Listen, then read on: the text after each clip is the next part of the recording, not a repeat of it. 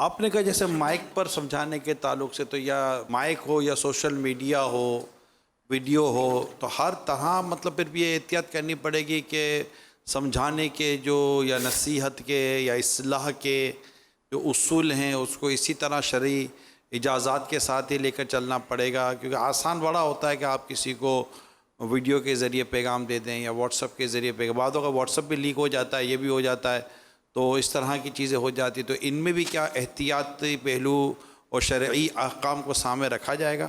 Mic پہ تو کرتے ہی ہے، لیکن اب وہ مائک تو کیا ایک علاقہ ہی ہوا، اب تو سوشل میڈیا ورلڈ وائڈ سمجھایا جا رہا ہے. جس کو دیکھو وہ مصلح بنا ہوا ہے اور اصلاح کر رہا ہے اور سمجھا رہا ہے. سامنے والے کا بالکل یعنی کہ عزت کا بعض اوقات تو کنڈا کر دیتے ہیں، ناس کر دیتے ہیں. کیا عوام کیا خواص. میں تو یہی عرض کروں گا جب تک شریعت واجب نہ کر دینا اس وقت تک کسی کو بھی اب مائک پر نہ سمجھایا کریں. مائک پر بھی ڈانٹتے ہیں، غصہ، رف گفتگو، بہت کچھ ہو رہا ہوتا ہے. جدھر دیکھو گروپ بنے ہوئے سنیوں کے، کچھ امام ادھر ہیں تو کچھ امام ادھر ہیں، کچھ امام ادھر ہیں. یہ نہیں ہونا چاہیے یار. وہ یہ کہتے ہیں کہ جناب آپ نے بھی تو سوشل میڈیا پہ بیان کیا تھا، اسی میں مسئلہ تھا تو اس لیے ہم نے سوشل میڈیا پہ سمجھایا. میڈیا پہ بات ہوئی تھی تو میڈیا پہ سمجھانا پڑے گا نا. وہ جواب یہ دیتے ہیں شریعت جب واجب کر دے نا پھر تو واقعی سوشل میڈیا پر ہی سمجھانا چاہیے. لیکن یہ اتنی تو سمجھ ہونی چاہیے نا کہ ازالہ مجھ پر واجب ہے یا جناب پر واجب ہے. تو اسی سے اگر کہا جائے کہ بھائی آپ کی یہ شرعی غلطی ہے حضرت دیکھ لیں آپ، اور اس کا آپ کو ازالہ فرض ہے، جبکہ وہ شرعی غلطیاں اتنا علم ہونا چاہیے کہ یہ شرعی غلطی ہے، اس کا ازالہ آپ پر فرض ہے. تو اب ازالہ کیا؟ ازالہ یہ کہ جیسے کہ اعلیٰ حضرت فرماتے کہ 100 آدمیوں کے سامنے کوئی یعنی اس نے کوئی فاحش غلطی کی، غلط مسئلہ بیان کر دیا مثلا، تو انہی 100 کے سامنے ازالہ فرض ہو گیا، جبکہ وہ ثواب جو ہے درستی ظاہر ہو گئی.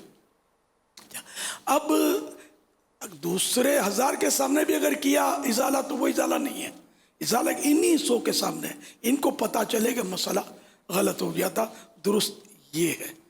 یہ ہے ازالہ جو کہ فرض ہے شرعی غلطی پر، مسئلہ غلط بتا دینے پر، اور نہ کرنا ازالہ کبیرہ گناہ. اچھا پھر ازالہ فوراً واجب ہے، یہ بھی ذہن میں رہے. کریں گے یار، بعد میں کریں گے یار، موقع پر کریں گے. نہیں، اب بھی سانس بعد میں لو، پہلے ازالہ کرو. ایک مبالغہ کر رہا ہوں سمجھانے کے لیے. تو اگر کوئی شرعی مسئلہ غلط ہو گیا، کوئی ایسی شرعی غلطی ہو گئی، تو اس کا ازالہ تو اس طرح فرض ہوتا ہے. یہ تو خیر نہیں ہوتا. البتہ ایک کوئی بات اپنی سمجھ میں نہیں آتی نا تو ہم سمجھتے ہیں کہ ہے ہی غلط، حالانکہ بعض اوقات اگلے کے بعض کی تعویل ہوتی ہے، اس کا جواب ہوتا ہے. تو پہلے اسی سے رجوع، وہ بھی تنہائی میں، جو بھی طریقہ کار ہے تنہائی کا، ایک الگ سے اس سے پوچھا جائے کہ آپ نے جو یہ کہا تھا یہ کیا ہے، کہ معنی کیا. تو اگر وہ تسلی بخش جواب دیتے ہیں تو ٹھیک ہے، ورنہ آپ کے پاس اگر حکم شرعی موجود ہے، اتنا علم ہے، تو آپ اپنے دلائل سے ان کا جو بھی تھی وہ غلطی ان پر واضح کریں کہ یہ آپ کی شرعن غلطی ہے، یہ اس کے دلائل ہیں. اب وہ بے جا ضد کرتا ہے اگلا کہ ہاں بھی میری، نہ بھی میری، وہ اپنی بات واپس لینے کے لیے تیار ہی نہیں ہے. اب آپ دیکھیں کہ کیا آپ پر واجب ہے کہ امت کو یہ مسئلہ درست بتا دیں. اب اگر آپ پر شرعن واجب ہے تو بے شک سوشل میڈیا میدان آپ کا ہے. اگر واجب نہیں ہے تو میرا خیال ہے کہ، میرا خیال نہیں بلکہ یہ تاکید ہے، ایسا نہیں کریں یار. بالکل میدان جنگ بنا دیتے ہیں بات بات پر.